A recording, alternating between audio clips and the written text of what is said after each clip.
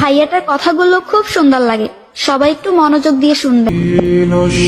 আমরা কি বলে নিজেকে মুসলমান দাবি করি আমরা নিজেও বুঝি না, কারণ আমরা নাকি মুসলমান দাবি করি। নামাজ কয় রাকাতে, কত রাকাত সুন্নত, কত রাকাত নফল, কত রাকাত ফরজ সেটাও জানি না। আজকে আপনি মুসলমান, সত্যিই ইমানদার আপনি, কারণ নামাজ আপনার উপর ফরজ হয়েছে। সেই নামাজ কত রাকাত ফরজ নফল সুন্নত আপনি আজকে শুনে যাবেন। ফজরে 2 রাকাত সুন্নত, 2 রাকাত ফরজ। জোহরে 4 রাকাত সুন্নত, 4 রাকাত ফরজ, 2 রাকাত সুন্নত, 2 রাকাত নফল। আসরে 4 রাকাত সুন্নত, 4 রাকাত ফরজ। মাগরিবে 3 রাকাত ফরজ, 2 রাকাত সুন্নত, 2 রাকাত নফল। এশারে 4 রাকাত সুন্নত, 4 রাকাত ফরজ, 2 রাকাত সুন্নত, 3 রাকাত বিতির।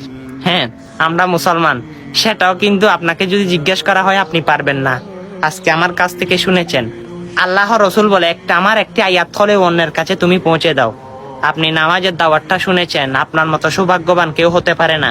এই দাওয়াতটা সকল মুসলমানের কাছে দয়া করে পৌঁছে দিবেন, তারা যেন আল্লাহর রহমতে তারা যেন 5 ওয়াক্ত নামাজ পড়তে পারে।